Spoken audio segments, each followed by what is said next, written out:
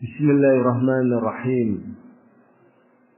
الحمد لله حمدا كثيرا طيبا مباركا فيه كما يحب ربنا ويرضى. أشهد أن لا إله إلا الله وحده لا شريك له، وأشهد أن محمدا عبده ورسوله صلى الله عليه وعلى آله وسلم تسليما كثيرا. أما بعد. Sebagaimana telah disampaikan hal-hal terkait dengan dakwah, pernyataan Syekh Abdul Salam bin Barjas rahimahullah menjadi motivasi bagi kita untuk senantiasa giat di dalam menebarkan agama Allah Subhanahu wa ta'ala. Betapa banyak keutamaan seorang hamba yang terus di atas kesabaran menebarkan ilmu, mengajak manusia ke jalan Allah Subhanahu wa ta'ala. Satu di antara keutamaan yang disampaikan oleh Rasulullah sallallahu alaihi wasallam dalam sebuah hadis yang terdapat di dalam Sahih Muslim, hadis dari Abu Mas'ud Al-Ansari radhiyallahu anhu. Rasulullah sallallahu alaihi wasallam bersabda, Man dalla ala khairin falahu mislu ajri fa'ilihi. Barang siapa yang menunjuk kepada kebaikan, maka baginya pahala semisal orang yang mengerjakan kebaikan itu sendiri. Maka seseorang yang senantiasa berupaya meniti jalan dakwah ini di tengah berbagai tantangan, di tengah berbagai ujian, terus ia meniti jalan dakwah, maka dengan dasar keikhlasan yang ada pada dirinya, ia pun akan mendapatkan keutamaan sebagaimana yang ia harapkan dari amal perbuatannya tersebut.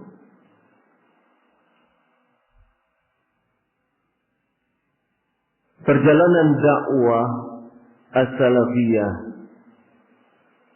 di Indonesia tentu tidak lepas dari konstelasi dakwah yang ada dan terjadi di berbagai negara, terutama di negeri Yaman, negeri Saudi, dan beberapa negara lainnya.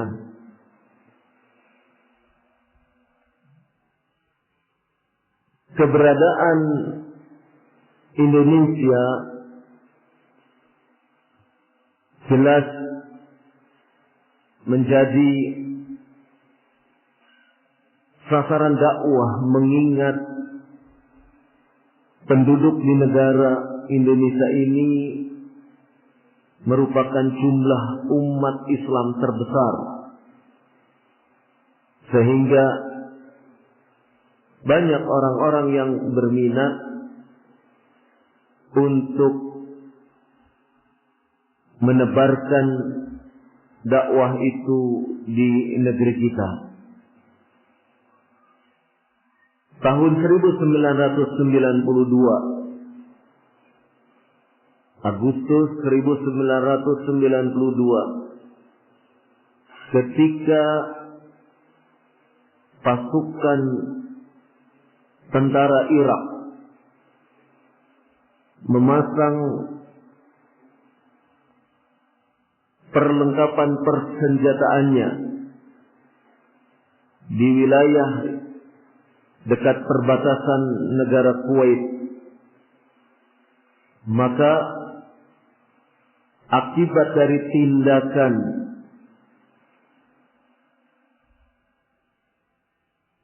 Saddam Hussein saat itu menjadikan situasi di Timur Tengah menegang. Pemerintah Saudi, dalam hal ini pihak kerajaan Saudi, tentunya setelah berkonsultasi dengan para ulama yang saat itu di antara ulama sepuh seperti Syekh Abdul Aziz bin Baz rahimahullah.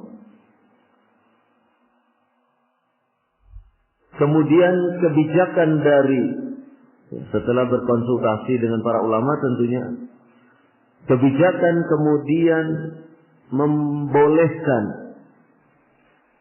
membolehkan tentara Amerika untuk membuat pangkalan militer dalam rangka untuk mengimbangi invasi yang akan atau yang dilakukan oleh Irak kepada negara Kuwait. Namun kebijakan kerajaan dari kerajaan Saudi Arabia ini menimbulkan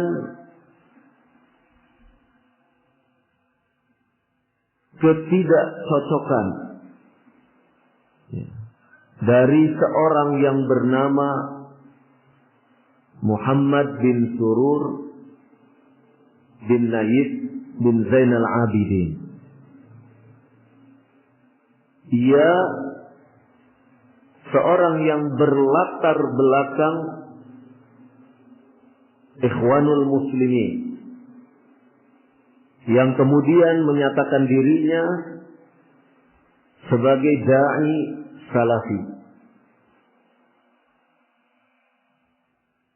Muhammad bin Surur inilah yang kemudian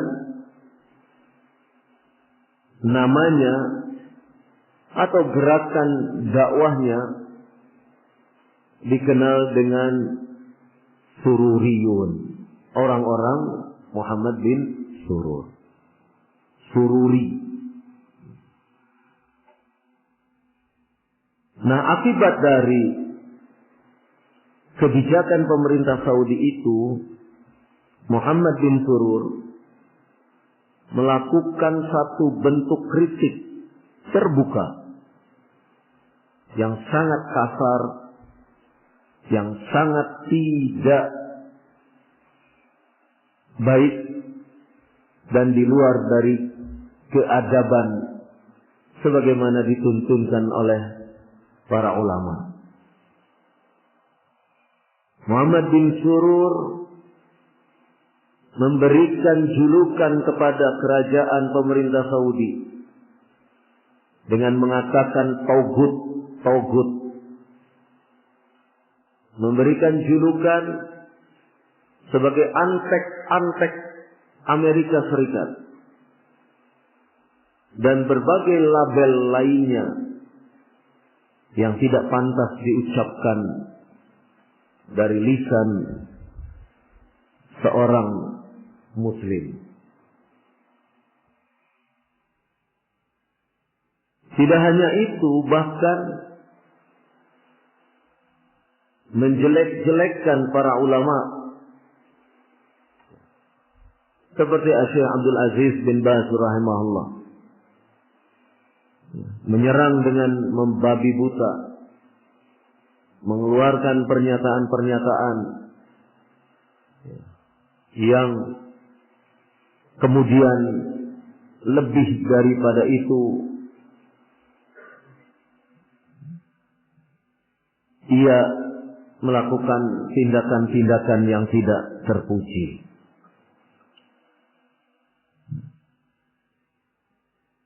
Muhammad bin Surur tidak tinggal di Mesir. Muhammad bin Surur tidak tinggal di Saudi. Ia justru tinggal di negara Inggris. Ia mengecam pemerintah Saudi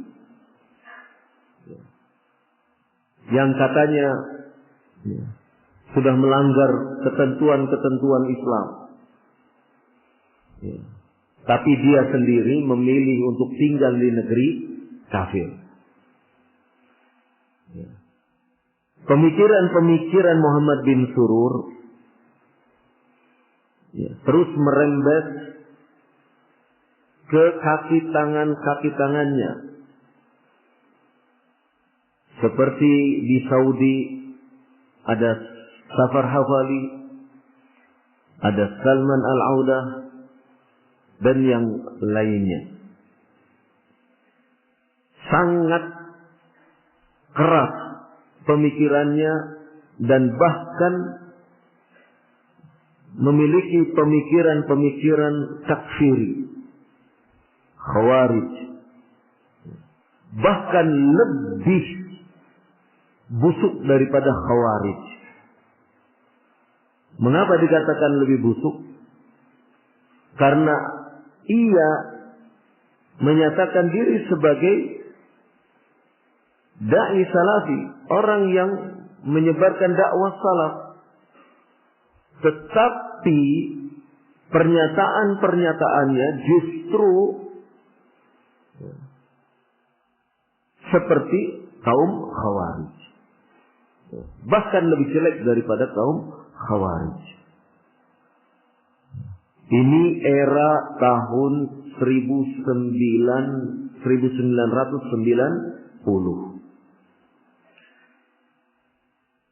Dan pemikiran-pemikiran ini menyebar di Indonesia karena dia di Inggris mendirikan yayasan yang disebut dengan Al-Muntada. Yayasan Al-Muntada. Bahkan yayasan ini menerbitkan majalah yang diberi nama dengan Al-Bayan. Majalah ini pun beredar pula di Indonesia. Artinya kaki tangannya sudah mulai tumbuh di negeri Indonesia. Itulah sekilas tentang Muhammad bin Surur. Kemudian ada seorang yang bernama Abdurrahman bin Abdul Khalid.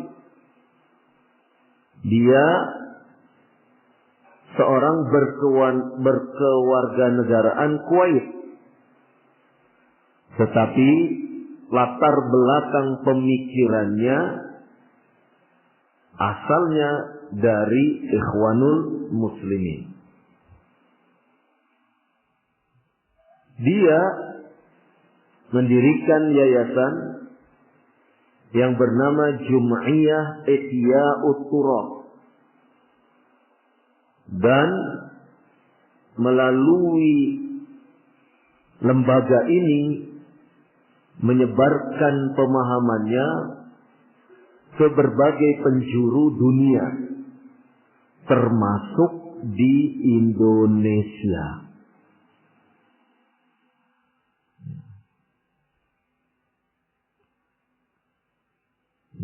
Jadi Abdurrahman bin Abdul Khalid ini melebarkan sayap dakwahnya melalui lembaga-lembaga dakwah yang sudah berdiri sebelumnya di Indonesia, selain tentunya ya, ada yang baru juga didirikan melalui jalur lembaga yang kemudian ia buat cabang dari Jum'iyah Ihya'ut Turat ya, dengan cabang Lajnah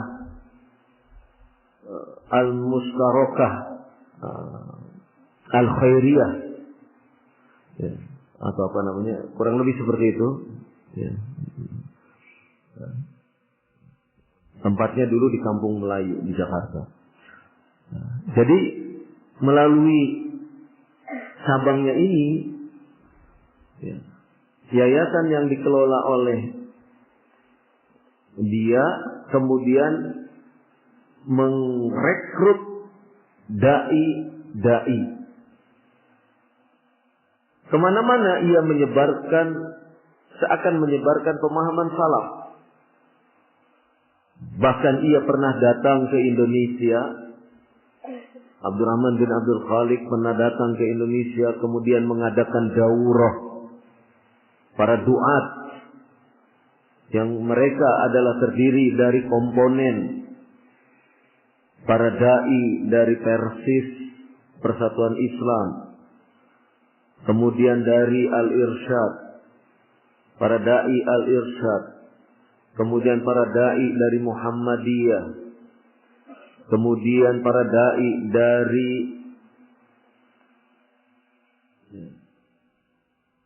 yang menamakan diri Salafi ya, begitu ya. Jadi mereka dikumpulkan di sebuah pondok pesantren di daerah Tengaran, Kabupaten Semarang. Ada yang tahu? Pondok pesantren Al-Irsyad Tengaran. Ya. Nah, jadi dia berbicara dan jelas sekali pembelaannya kepada dai Ikhwanul Muslimin seperti Yusuf Qardawi ya, di saat itu, di tempat itu.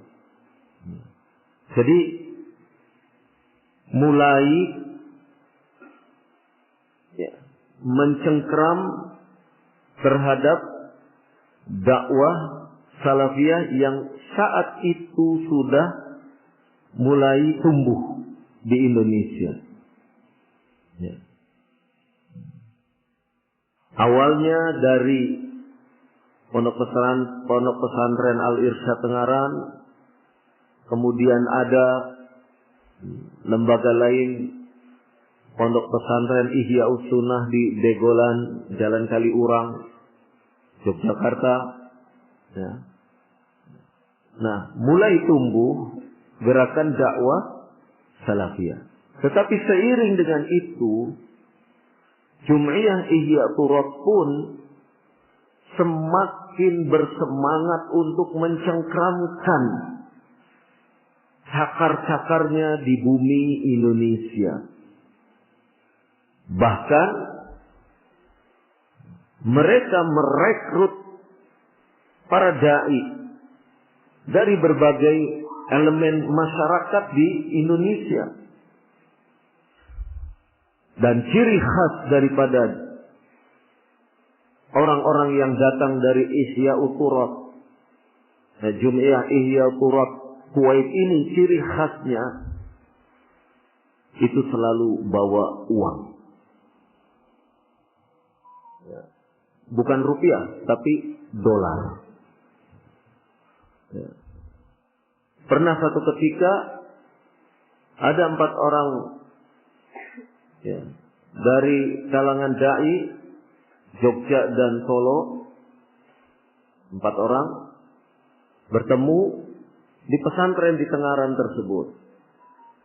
Kemudian dai tersebut, salah satu pengurus bagian ya penguruslah dari Ihya'ut Turat yang merupakan cabang dari Asia Tenggara. tapi ia warga negara Kuwait. Ya. Sebelum bicara apapun, ya, dia datang, dia langsung buka tas. Dia langsung buka kopernya. Kopernya nggak besar, koper tas itu kecil. Dia buka, terus dia mengeluarkan uang. Satu orang $200, $200, $200. Jadi sebelum bicara ini, belum bicara apa-apa, sudah bagi-bagi dolar. Itu senjatanya. Ya, itu senjatanya. Ya. Jadi, ya, selanjutnya akan menawarkan proyek-proyek, ya, terutama masjid, pondok pesantren, dan kemudian dengan cengkramannya ini berhasil merekrut para dai yang awalnya, ya, giat di dalam dakwah salafiyah. Bahkan ada yang baru pulang dari Yaman, belajar di tempatnya Syekh Muqbil bin Hadi Al-Wadi'i rahimahullah, ya, kepincut juga. Ya. Ketika di tempat, ya, di Tasikmalaya sana dibangunkan, ya, tempat, dibuatkan bangunan untuk pondok pesantren yang sekarang sudah berkembang. Nah, mereka terus menebarkan dakwah. Kemudian di Jogja, ya, di Jogja awalnya satu, ya, giat dakwah salafiyah itu satu dulunya. Kemudian ketika datang intervensi Jum'iyah Ihya'ut Turab, kemudian menjadi, ya, perbedaan, terjadilah perpisahan. Ya. Satu kelompok ini kemudian mendirikan, ya, Majelis At-Turab. Majelis At-Turab. Yang kemudian berkembang, ya. Di sana sekarang ada pondoknya, ya, Pondok Ma'had Jamilur Rahman. Nah, itu rombongannya. Ya. Di Solo ada, gitu. Ya. Dananya pun dari Kuwait. Saya tahu persis, karena dulu saya pengurusnya. Jadi masih tercantum sebagai pendiri, yaitu Pondok Imam Al-Bukhari. Jadi dananya mengucur dengan syarat, ya, yaitu, ya, tidak, ya, berteman dengan fulan. Ya. Bahkan penerbitannya majalah As-Sunnah dibiayai untuk beberapa edisi untuk disebarkan secara gratis. Ya. Dananya dari mana? Dari Jum'iyah Ihya'ut Turab. Jum'iyah Ihya'ut Turab Kuwait. Saya berani mengatakan ini karena saya menyaksikan langsung. Saat itu masih jadi pengurus. Jadi seperti itu. Ya. Banyak yang kemudian dipikat dengan dana-dana yang mengucur deras dari Kuwait. Ya. Nanti kemudian di Gresik ada, di sana ada Pondok Al-Furqan. Saya sebutkan satu-satu ini supaya antum mengenal, ya, memetakan. Ya, di sana ada Al-Furqan, ya, di Gresik, ya, bertetangga dengan Al-Bayyinah. Ya. Ya. Kemudian di beberapa tempat lainnya, ya, di beberapa tempat lainnya. Ya.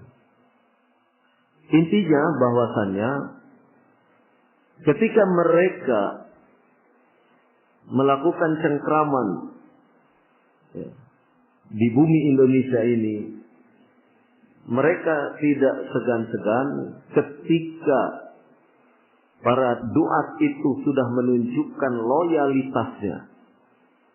Ya, menunjukkan loyalitasnya, maka dana itu pun akan mudah untuk cair. Kenapa dikatakan demikian? Karena ya, ketika majalah As-Sunnah itu dulu masih memuat ya, tentang artikel-artikel yang menunjukkan ya, kesesatan-kesesatan Yusuf Qaradawi, itu dana sulit untuk turun. Tidak mau turun. Lama sekali dana itu tidak turun. Nah, setelah ada perubahan, baru dana itu cair. Cair. Jadi ya, mereka melakukan gerakan-gerakan dengan mengatasnamakan dakwah salafiyah. Tetapi di satu sisi mereka melontarkan ya, kepada umat untuk menjauhi ulama-ulama yang memang memiliki sikap istiqomah kepada dakwah as-salafiyah. Sehingga dengan upaya mereka ya, sekarang masyarakat umum di Indonesia ya, masih belum bisa untuk membedakan ya, dai salafiyah, ya, dai yang memang benar-benar mendakwahkan kepada dakwah salafiyah, dan para dai yang hanya menggunakan kata as-salafiyah ini untuk keperluan dakwah mereka. Perkembangan dakwah di Indonesia ini semakin ramai ketika beberapa mahasiswa yang telah lulus dari Universitas Islam Madinah kembali ke Indonesia. Di antaranya mereka ada yang menggondol gelar doktor. Di antaranya mereka ada yang ya, menyandang gelar LC dan seterusnya. Sehingga ya, peta daripada dakwah itu semakin terasa kompetisinya. Tetapi masyarakat sekali lagi masyarakat tidak bisa, masih sulit untuk membedakan. Ya. Misal di beberapa tempat sampai sekarang di beberapa tempat yang saya temui menganggap bahwasannya Firanda itu sama dengan kita. Ya. Menganggap bahwasannya Radio Roja itu adalah kita, bagian dari kita. Ya. Dan seterusnya. Ya. Bahkan di Barling Mas Cakep ini pun ya, kita masih disamakan. Dari aparatur pemerintahan seperti Kemenag ya, itu masih menyamakan ya, dai mereka yang ada di Purbalingga dikiranya sama dengan kita. Padahal jelas ya, sangat mencolok perbedaannya. Apa di antaranya? Di antaranya adalah mereka berpolitik, kita katakan iya berpolitik. Bahkan beberapa dai-nya yang sudah punya gelar doktor membuat drama pendek. Ya, drama pendek, sandiwara pendek, dalam rangka untuk mengkampanyekan calon presiden tertentu. Sampai dibuat apa? Dibuat apa sih namanya? Semacam sinetron, tamthilah begitu. Ya, drama. Ya, dengan spot sekian menit. Itu bahkan dokter itu. Ya. Dokter dulu satu kamar dengan saya di pondok pesantren Al-Irsyad Tengaran. Ya. Jadi seperti itu. Ya. Terjun aktif di dalam politik. Ya. Itu salah satu yang membedakan kita dengan mereka. Bahkan ada yang terang-terangan untuk menyalurkan aspirasinya ke salah satu partai Islam. Ya. Begitu. Entah partai Islam, entah partai pura-pura Islam. Jadi seperti itu mereka. Tetapi mereka menisbahkan dirinya ya, kepada kajian-kajian salaf. Nah, ini yang akan menjadikan bahaya yang sangat besar ketika dakwah itu dibawa ke arah politik. Ya, seperti para pendahulunya Muhammad Surur dengan latar belakang Ikhwanul Muslimin, yang kita tahu Ikhwanul Muslimin sangat kental ya, operasi politiknya ketika Ikhwanul Muslimin ya, berkembang di Mesir. Ya.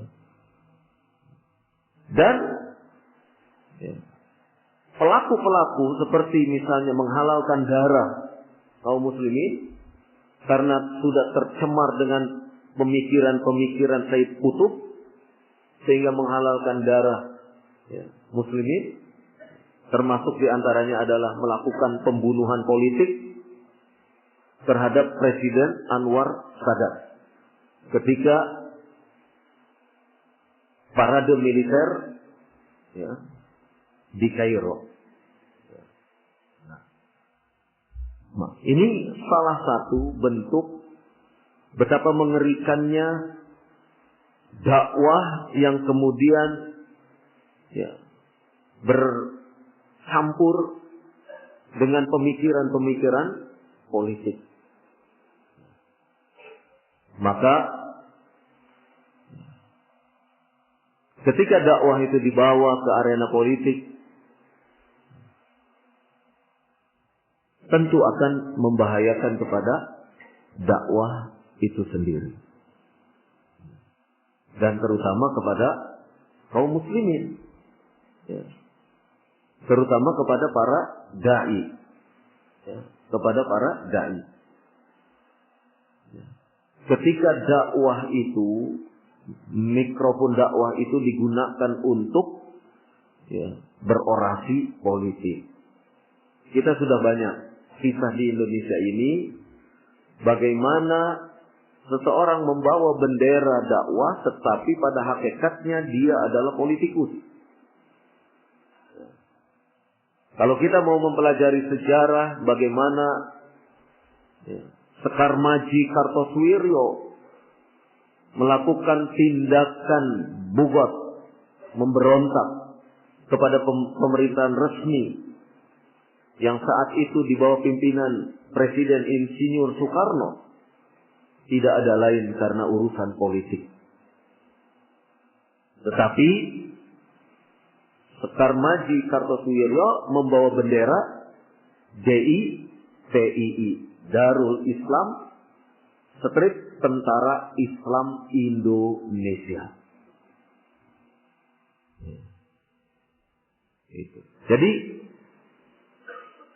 berawal dari intrik politik sampai kemudian memproklamasikan diri ya, menjadi negara Islam Indonesia. Ya tentu karena ya, melawan, membangkang kepada pemerintahan yang sah. Kemudian ya, Kartosuwiryo pun diperangi oleh Angkatan Bersenjata Republik Indonesia, yang kemudian tertangkap, ya, kemudian tertangkap di Malangbong Garut, ya, dan Kartosuwiryo tidak segan-segan untuk menyerang pondok pesantren di mana kiainya itu adalah gurunya, ya, menyerang dengan senjata laras panjang, dengan senjata api, ya, dan tidak segan-segan untuk menumpahkan darah. Itu satu contoh bagaimana perjalanan, ya, kaum muslimin di Indonesia yang membentangkan dakwah tetapi dengan cara-cara politik. Itu dalam sejarah kita dapatkan. Ya, sama seperti Muhammad bin Surur dari negeri Inggris, dia berteriak-teriak, ya, sementara dia punya afkar, pemikiran-pemikiran politikus, ya, dan yang lainnya. Maka itulah kalau dakwah ini digiring untuk melegitimasi, ya, atau berafiliasi kepada aliran politik tertentu. Intinya ketika dakwah itu diwarnai dengan warna politik. Nah, 8:30. Bagaimana? Hah? Masih bisa lanjut? Sudah lapar belum? Tapi dibatasi 8:30 ya? Nah, bingung kan? Mau lanjut atau berhenti? Kita sesuai peraturan ya. Kita sesuai dengan peraturan. Jadi ceritanya digantung. Ya.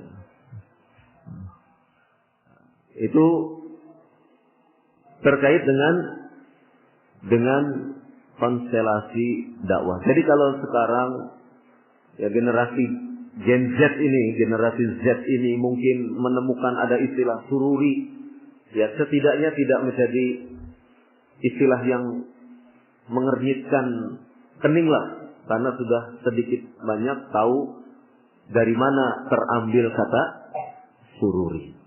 Ya. Kemudian warna corak dakwahnya seperti apa, ya sedikit banyak tahu. Ya, minimalnya gejala-gejala awalnya sudah tahu. Oh kalau ini panas, oh ini demam, oh ini sururi, gitu. Ya, jadi bisa dideteksi sedini mungkin.